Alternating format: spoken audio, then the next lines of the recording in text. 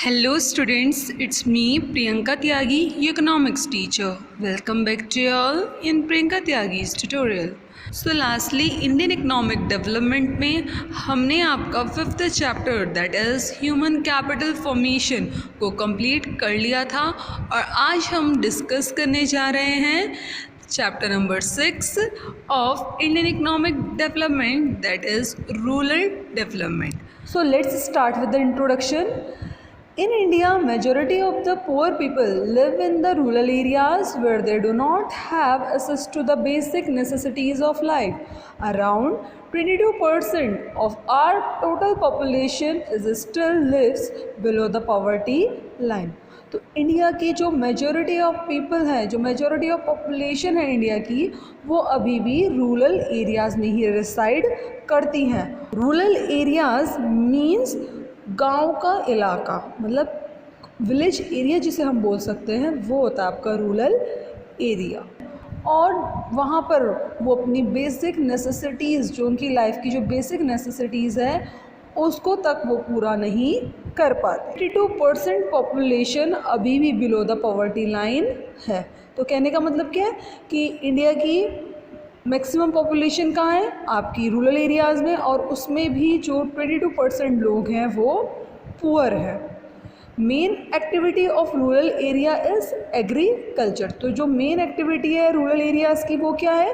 Agriculture. The share of agriculture sector to GDP was on decline. There has been increase in the share of industrial and service sector over the population dependent on agriculture sector did not show any significant change. तो जो share था GDP में, पहले जो हमारा GDP में share था वो सबसे ज़्यादा हुआ करता था एग्रीकल्चर सेक्टर का.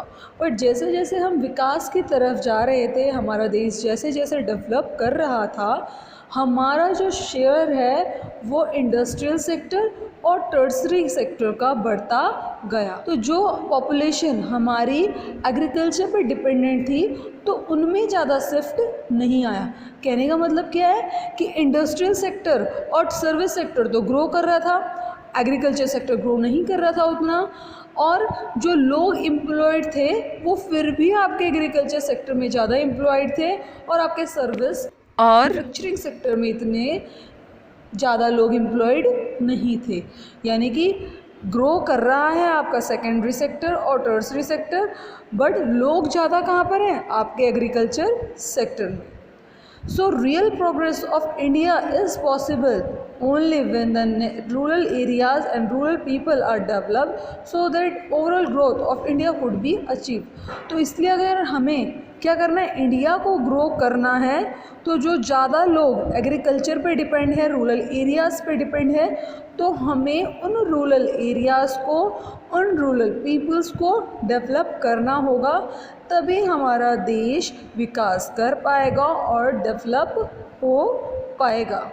सो in simple words I mean कि अगर हमें और हमारे देश को ग्रो करना है तो हमें रूरल एरिया यानी कि विलेज एरिया का डेवलपमेंट करना होगा, उनके डेवलपमेंट पे फोकस करना होगा. सो समझ लेते हैं पहले आखिर ये रूरल डेवलपमेंट है क्या. सो रूरल डेवलपमेंट का मीनिंग देखते हैं. So rural development refers to continuous and comprehensive socio economic progress attempting to improve all aspect of rural life.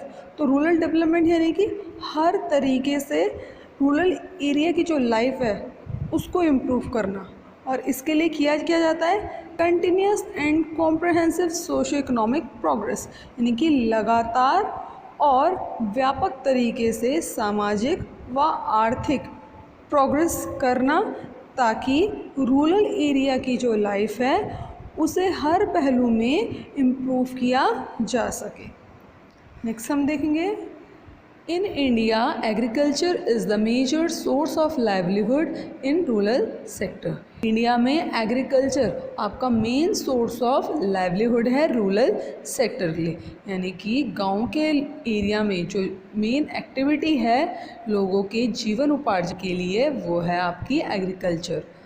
But the term rural development include not only agriculture development और ये जो term है आपका rural development, ये आपके केवल agriculture के development से रिलेटेड नहीं है, बल्कि it involves all those aspect economic and social which improve quality of life of people. तो रूरल डेवलपमेंट का मतलब केवल ये नहीं है कि एग्रीकल्चर डेवलपमेंट को इंक्लूड करेगा, बल्कि ये आपके इकोनॉमिक और सोशल फैक्टर को भी इंक्लूड करता है, जिससे इंसान की क्वालिटी ऑफ लाइफ में भी improvement achieve rural development. Government introduce various programs in 5-year plan. तो ताकि रूरल डेवलपमेंट हो सके, हमारा देश विकास कर सके, हमारा रूरल एरिया विकास कर सके, तो इसके लिए गवर्नमेंट ने बहुत से प्लान इंट्रोड्यूस किए 5-year प्लान्स में। सो इन सिंपल वर्ड्स हम कहें तो रूरल डेवलपमेंट यानी कि लगातार और व्यापक तरीके से सामाजिक और आर्थिक विकास करना, ताकि रूरल एरियाज़ का हर आस्पेक्ट में डेवलपमेंट हो सके। रूरल एरिया का डेवलपमेंट केवल एग्रीकल्चर से ही रिलेटेड नहीं है, बल्कि ये हर तरह के डेवलपमेंट को इंक्लूड करता है, जैसे कि आपके इकोनॉमिक और सोशल डेवलपमेंट को भी, ताकि इंसान की क्वालिटी ऑफ लाइफ इम्प्रूव हो सके।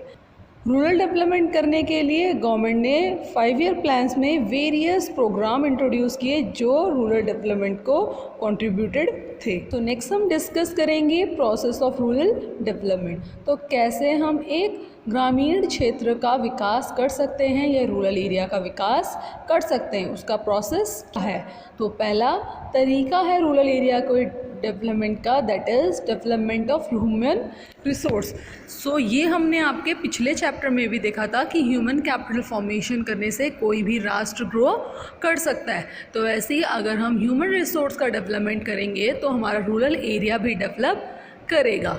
Quality of human resource can be improved by. अब क्वालिटी ऑफ ह्यूमन रिसोर्स को हम कैसे इम्प्रूव करेंगे, जैसा कि हमने लास्ट चैप्टर में डिस्कस किया था कि क्वालिटी ऑफ ह्यूमन रिसोर्स को इम्प्रूव करने के लिए हमें एजुकेशन, स्किल और हेल्थ फैसिलिटीज़ में ध्यान देना चाहिए। तो वही इन 2 पॉइंट्स में भी है। तो पहला पॉइंट है proper attention to literacy, education, skill and development. तो प्रॉपर ध्यान दिया जाए लिटरेसी में, एजुकेशन में और स्किल डेवलपमेंट में। और नेक्स्ट है आपका बेटर हेल्थ फैसिलिटी, क्योंकि स्किल होने से, नॉलेज होने से, एजुकेशन होने से ही कुछ नहीं होगा जब तक आपके पास बेटर हेल्थ फैसिलिटीज़ नहीं है। तो नेक्स्ट हम देखेंगे development of infrastructure. So infrastructure का डेवलपमेंट यानी कि अगर आपने अच्छी एजुकेशन ले ली, आपके लिए अच्छी हेल्थ फैसिलिटीज़ है, बट अगर वहाँ पर प्रॉपर डेवलपमेंट ही नहीं हो रखा है इंफ्रास्ट्रक्चर का, तो कैसे उस रूरल एरिया का डेवलपमेंट होगा। तो इंफ्रास्ट्रक्चर यानी कि उस एरिया की रोड, वहाँ पे क्रेडिट फैसिलिटीज़, वहाँ पर आपकी एग्रीकल्चर फैसिलिटीज़, इलेक्ट्रिसिटी और भी कई सारी चीज़ें। सो पॉइंट देखेंगे अब हम इसमें कि क्या पॉइंट है।